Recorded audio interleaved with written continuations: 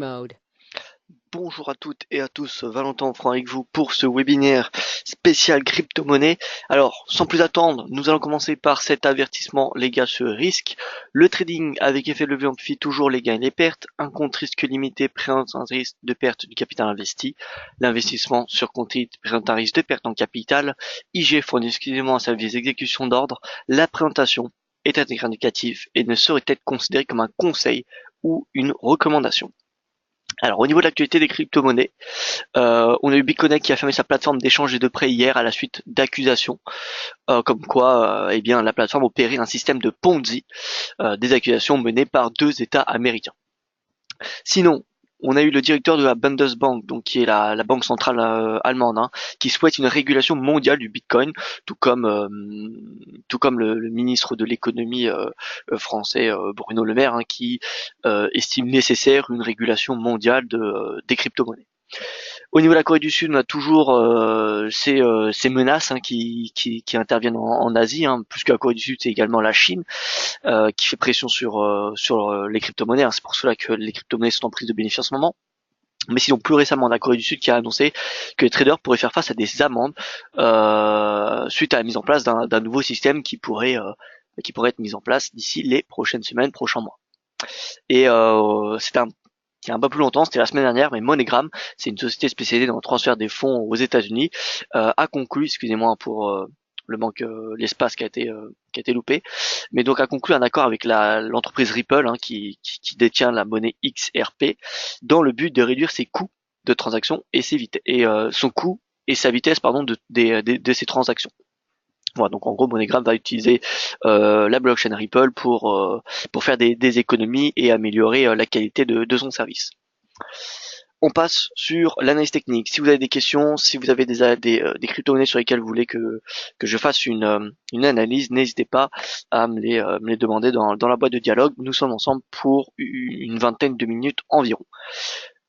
Concernant le Bitcoin, alors le Bitcoin, on peut voir qu'il a trouvé un niveau de support à 10 000. Alors en intraday, on est en train de le dépasser. S'il a une clôture journalière en dessous de 10 000, ça menacera le cours du Bitcoin encore quelques centaines de dollars. Concrètement, si on a une clôture en dessous des 10 000, ça sera un signal baissier jusqu'à 7 430, qui était ce précédent sommet. Voilà, et qui est proche de la moyenne mobile à 200 jours. Donc si on clôture, normalement, le Bitcoin devrait revenir vers au moins jusqu'à 7430.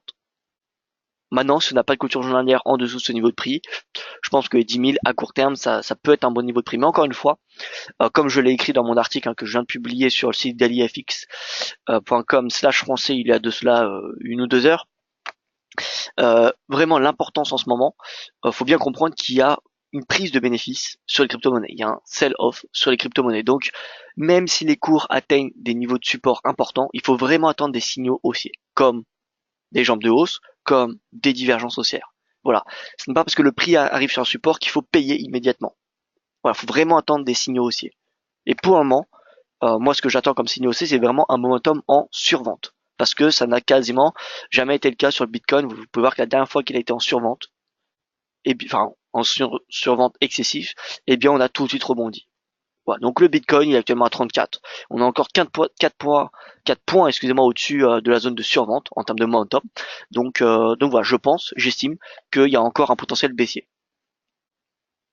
L'Ethereum, c'est pareil, hein. L'Ethereum, il n'y a pas vraiment de fondamentaux qui viennent impacter cette crypto-monnaie, mais c'est encore une fois, c'est la Corée du Sud et la Chine, hein, les menaces des régulateurs qui viennent faire pression sur tout le marché des crypto-monnaies. Voilà, faut pas prendre ces baisses comme des cas particuliers. Voilà, c'est global. Donc l'Ethereum, pareil, retour à cette moyenne mobile à 50 jours qui coïncide avec cette 1449. Je pense que voilà, l'Ethereum c'est pareil, il est parti pour venir chercher cette moyenne mobile à 50 jours. Si y a une clôture en dessous, ça menacerait le prix de l'Ethereum pour un potentiel repli à 500 dollars. Mais encore une fois, c'est le momentum qui est selon moi à surveiller. Voilà, dès que le momentum reviendra en dessous de 30, ce sera le moment de s'intéresser à l'achat. Le Litecoin, c'est pareil. Alors on va se mettre sur TradingView, le Litecoin qui cote depuis le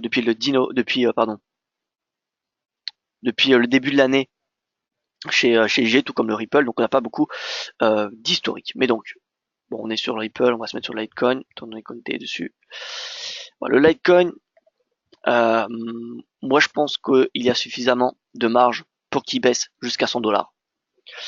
Pareil, hein, sous pression à cause des régulateurs, notamment asiatiques. Hein. On peut voir que 100 $, c'était le précédent plus haut en 2017. Par la suite, enfin, pendant la plus grande partie de 2017, en décembre, on a eu le breakout. Mais voilà, concrètement, vous voyez, on a un RSI qui est toujours, enfin, qui n'est pas en survente, excusez-moi. Donc, tant qu'il n'est pas en survente, honnêtement, il y a une marge de baisse qui est encore assez important. Voilà, donc je pense, tant qu'on n'a pas de signaux haussiers comme une divergence haussière euh, ou une jambe de hausse, eh bien, faut plutôt privilégier, à mon sens, les positions vendeuses sur les crypto-monnaies. Donc voilà, le Litecoin, je pense qu'il y a un potentiel baissier jusqu'à 100 $ pour les prochaines séances. Au niveau du Ripple, alors le Ripple qui a perdu plus de 60% depuis ses points hauts du début d'année. Voilà, il était à 3 $ en début d'année, il est à 1. Donc il a perdu, vous voyez, 70% de sa valeur. Néanmoins, son momentum est encore une fois pour cette crypto-monnaie toujours pas en survente. Donc tant qu'il n'est pas en survente, euh, ça ne m'intéresse pas à passer à l'achat, même si le cours est à 1 $. Je pense que la pression sur le marché des crypto-monnaies actuellement menace même les gros seuils psychologiques. Regardez ici, les dernières fois où le RSI était passé sous 30, on a eu un rebond le jour suivant. Donc voilà, je ne dis pas que lorsque le RSI va clôturer en dessous de 30, eh bien le lendemain on aura une hausse, mais en tout cas on aura beaucoup plus de chances de connaître un scénario haussier. Voilà, donc pour moi, même si on a 1 $, certes c'est intéressant. Si on a une jambe de hausse, c'est-à-dire une impulsion haussière qui inclut le précédent chandelier baissier, dans ce cas-là, ça sera un signal haussier et pourquoi pas passer à l'achat. Mais tant que le cours n'a pas de ne donne pas tant que l'analyse technique ne donne pas un signal haussier, ça sert à rien d'acheter un support. On ne rattrape pas un couteau qui tombe. Voilà. Donc voilà, à 1 $, moi personnellement, d'un point de vue prix, je serais intéressé de passer à l'achat. Maintenant, quand je vois le momentum qui est clairement orienté à la baisse et qui n'est pas encore en survente, je me dis qu'il y a encore une possible baisse qui pourrait, une poursuite de la baisse qui pourrait se faire. Alors on va regarder le code market cap. Regardez hein, la capitalisation boursière qui fond, hein, qui a fondu, hein, presque divisé par deux hein, sur le marché des crypto-monnaies sur un mois. Donc il y a un mois, au début janvier, le 7 janvier, la capitalisation était de 824 milliards. On est aujourd'hui à 425. Donc voilà, le marché des crypto-monnaies a été divisé par deux en l'espace de 10 jours. Enfin, donc c'est très volatile. Hein. C'est très volatile maintenant. Attention, hein, faut rester relatif. Hein. Est-ce qu'on a un crash? Moi, je ne pense pas. Le Bitcoin, il a fait quand même x11 en 2019 et au prix actuel, on reste à un prix qui est 10 fois plus élevé qu'il y a un an sur le Bitcoin. Donc oui, certes, le Bitcoin, il perd 50%, mais il est quand même 10 fois plus élevé qu'il y a un an. Il en va de même pour l'Ethereum, qui est par rapport à il y a un an, alors. Donc le Ripple, par rapport à il y a un an, il reste quand même 10 fois plus élevé. Le Litecoin, encore plus, il me semble. Non, le Litecoin, il est quand même à un prix 4 fois plus élevé, 5 fois plus élevé. Et l'Ethereum. Alors l'Ethereum un peu. Ah oui, mais c'est parce que j'ai beaucoup moins d'historique. Voilà. L'Ethereum, sur un an, il est quand même 77 fois plus élevé que ce qu'on avait il y a un an. Donc voilà, faut rester relatif. Oui, on a des belles baisses sur les crypto-monnaies, mais on reste quand même dans un marché qui a bien progressé et c'est normal qu'on ait des consolidations parce que si on regarde un petit peu les momentum qu'on avait sur les cryptos en décembre, en journalier, regardez Bitcoin en journalier. Vous voyez que le Bitcoin avait atteint un RSI à 93 le jeudi 7 décembre. L'Ethereum, il avait atteint le 9 janvier un RSI à 86. Le Litecoin, bon le Litecoin n'était pas coté, donc euh, tac. Le Litecoin avait atteint un RSI à 92. Le Ripple, il avait atteint 92 également. Donc c'est normal, il y avait des momentum qui sont excessifs. On sait que dans des phases, dans des mouvements excessifs, eh bien les retracements sont assez violents. Voilà, c'est comme pour les marches actions, c'est comme pour n'importe quel actif. Plus la tendance a un momentum excessif, et plus le retracement a de chances d'être violent. Donc c'est actuellement ce qu'on a. Alors j'ai une question, première question de la part de Houssine, c'est quand le moment idéal pour acheter le BTC, ETH et XRP Houssine? Alors moi comme je vous l'ai dit, mon opinion, là je ne regarde plus vraiment le prix, je ne regarde plus vraiment le prix des crypto-monnaies, mais plutôt le momentum, l'état du momentum. Donc dès que le momentum arrive en survente, je commence à m'intéresser à la crypto-monnaie. Voilà, donc là, on n'est pas encore en survente. Qu'est-ce que c'est un momentum en survente? C'est un RSI qui est inférieur à 30. RSI inférieur à 30 sur une période de 14 jours. Donc là, on a un RSI paramétré à 14, ce graphique journalier. Le RSI est au-dessus de 30, avec la zone en violette, c'est entre 30 et 70. Donc tant qu'elle reste dans cette zone violette, le momentum n'est pas survendu. Et dès lors qu'il sera survendu, eh bien, ce sera le moment de l'acheter. Regardez si on se met en logarithmique, voilà, ici on avait le point bas. Là on avait le point bas, vous voyez que le momentum était passé sous 30. C'était le moment d'acheter. Donc encore une fois, je ne veux pas dire que parce que le RSI revient en dessous de 30, le prix va rebondir, mais il y a beaucoup plus de chances. Voilà. Parce que, encore une fois, c'est un momentum excessif. Et quand on arrive dans des phases excessives, eh bien, le mouvement qui suit est généralement assez important. Bonjour, la semaine passée, je vous ai demandé si une grosse baisse du Bitcoin pouvait impacter les autres crypto-monnaies comme l'Ether et le Ripple. Tu m'avais répondu par un négatif et qu'elle avait le vent en poupe. Pat, alors ça ne devait pas être moi la semaine dernière, c'était mon collègue Yuav Nizar. Donc voilà, il a son opinion, moi j'ai le mien. Euh, et voilà. Voilà, donc pour ce qu'il a dit moi la semaine dernière, honnêtement, voilà, chacun son opinion. C'est pas parce qu'il a dit quelque chose que je vais être d'accord et vice versa. Moi je pense que le Bitcoin il est quand même assez c'est quand même ça reste le dollar un petit peu des crypto-monnaies, c'est-à-dire que dès que le Bitcoin va bien, on a un peu toutes les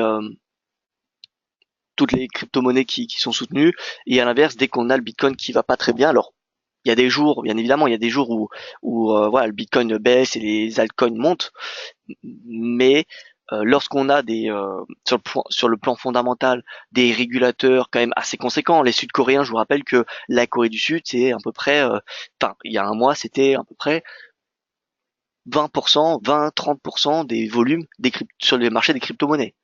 Donc on parle pas de la Corée du Sud en tant que simple pays, on parle quand même 20 à 30% des volumes des crypto-monnaies. Voilà, donc c'est pas n'importe quel pays, la Corée du Sud, en termes de crypto-monnaie. Enfin, les Sud-Coréens sont très présents sur le marché des crypto-monnaies, donc forcément, si il y a une interdiction de trading de crypto-monnaies en Corée du Sud, bah vous doutez bien que ça va impacter pas seulement le Bitcoin, mais le marché des crypto-monnaies.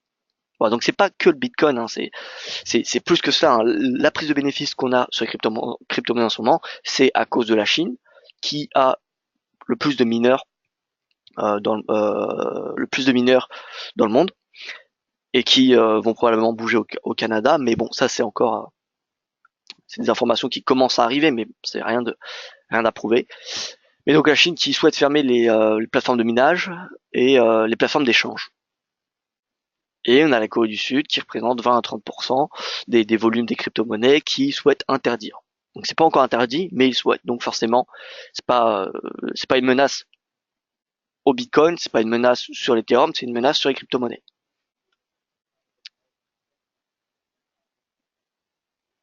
Donc voilà, le vent en poupe, ça ce n'est pas du tout de mon vocabulaire, donc je suis certain que c'est Yoav mon collègue Yoav qui a dû vous dire ça. Après c'est son point de vue, j'en ai un différent, vous en avez sans doute un différent. Voilà, moi je ne suis là que pour vous donner ma pensée, ma réflexion sur le marché des crypto-monnaies. Alors bonjour vous François, j'espère que vous allez bien. Un plaisir de vous retrouver comme d'habitude. Alors on va continuer. On va continuer sur les statistiques. Le Bitcoin qui représente dorénavant plus que 30% du marché des crypto-monnaies, alors qu'il y a un an, c'était 90. Donc voilà, on a vraiment disons le marché qui souhaite, qui cherche à se diversifier en achetant des altcoins. Donc voilà, le Bitcoin qui est de moins en moins, comment dire, recherché, peut-être attractif même. L'opinion que je partage, hein, au niveau de sa blockchain, bah, elle est beaucoup moins fluide, les coûts se sont envolés, l'absence d'accord de la part de la communauté pour faire progresser la blockchain, eh bien rend d'autres crypto-monnaies eh bien plus attractives, hein, en termes de technologie. Donc forcément, je trouve ça normal que le Bitcoin perd un petit peu de sa pondération et de son influence. Le Bitcoin va remonter tranquillement. Pépère, nous dit François. Eh bien écoutez, moi honnêtement, hein, oui c'est inquiétant quand même, ça fait un petit peu peur, hein, cette baisse, parce que on n'a pas vraiment l'habitude, hein, quand on a l'habitude de regarder le forex, les marchés actions ou même les matières premières, on n'a jamais des baisses aussi importantes en termes de performance relative. Maintenant, faut comparer ce qui est comparable. Si on regarde le Bitcoin, voilà, si on regarde le Bitcoin, on met une moyenne mobile à 200 jours.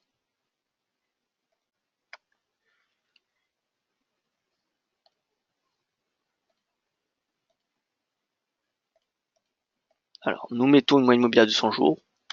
On reste quand même au-dessus de la moyenne mobile à 200 jours. Déjà, ça, c'est la première chose. Je suis en logarithmique. Là, on a un repli. Alors, indicateur.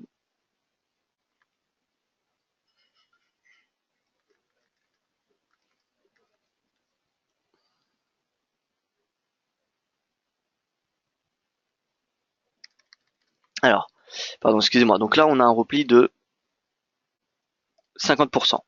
Ici, nous avions un repli de 36%. Ici, nous avions un repli de 36%. Ici, 30%. 30%, d'accord. 30%, voilà, on a des replis en général de l'ordre de 30%, une trentaine de pourcents. Donc là, on a quand même un fort repli qu'on a sur le Bitcoin. Maintenant, bon, voilà.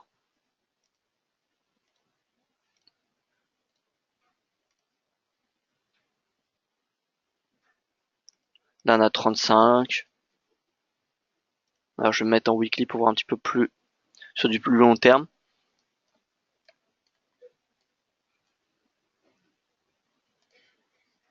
Voilà, donc là, on va dire que, ah, pardon. Voilà, donc 2014-2015, pendant un an, on a eu un repli de 77%. Est-ce que ça a empêché le Bitcoin de remonter? Non. Alors, je ne dis pas que le Bitcoin va remonter, hein. Moi, je ne suis pas là enfin, je n'ai pas une boule de cristal entre les mains, donc je ne peux pas vous dire avec certitude. Mais d'un point de vue historique, oui, on a des replis qui sont importants, qui sont de plus de 30%. Ça existe. Et qui ont par la suite permis au Bitcoin de marquer des nouveaux records. Maintenant, donc là on fait 50% de pullback, hein, sur le Bitcoin. C'est important, faut le souligner, c'est un repli qui est très important. Maintenant, ça peut être également l'opportunité pour se positionner à l'achat sur du plus long terme. Si on regarde par rapport au point bas qui a été réalisé après le repli de plus de 50%, 77% pour être précis, 77%, on a eu le Bitcoin qui a quand même évolué de à peu près 10 000%. Donc, euh, donc voilà, c'est normal qu'il y a une nécessité de respirer. Et regardez les RSI. Les RSI, ils ont tous buté au même endroit. C'est 95 sur du mensuel. Sur du mensuel. Donc c'est extrêmement important. C'est une zone, un momentum qui est beaucoup trop acheté. C'est suracheté. Voilà, donc on peut s'attendre clairement, sur du long terme, quand on voit le graphique en mensuel, on peut clairement s'attendre à un repli plus important. Si on estime, donc là vous voyez que le repli c'était 77, 80 pardon, par rapport au plus haut ici et au plus bas c'était 76, ici par rapport au plus haut et au plus bas c'était 79. Donc si on prend le plus haut ici, 79, 70, 75, on pourrait très bien se replier jusqu'à 4 000 $. Alors je ne dis pas qu'on va avoir en plus jusqu'à 5 à 4 000 $. Je veux simplement vous montrer que ce qu'on connaît aujourd'hui, d'un point de vue relatif, ça a déjà été connu à de multiples reprises dans le passé. Et pourtant, le Bitcoin a marqué des nouveaux records par la suite. Donc voilà, je ne pense pas qu'il faut condamner cette baisse du Bitcoin comme un crash des crypto-monnaies. Voilà, c'est un petit peu la conclusion que je ferai après cette longue explication. Voilà, donc ça peut rebondir à 10 000, ça peut rebondir à 7 000, ça peut descendre jusqu'à 4 000. Maintenant, tant qu'il perd pas, honnêtement, tant qu'il perd pas plus de 75%, eh bien techniquement, ça ne m'inquiétera pas plus que cela parce que ça aurait déjà été un scénario connu. Voilà. Mais bon, 75%, c'est clair que c'est quand même un repli très très important. Je vous l'accorde.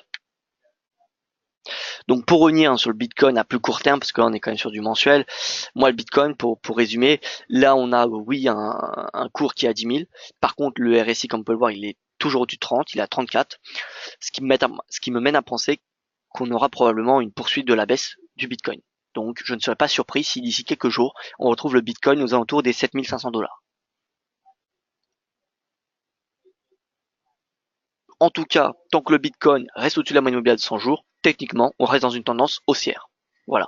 Ça, c'est une règle d'analyse technique.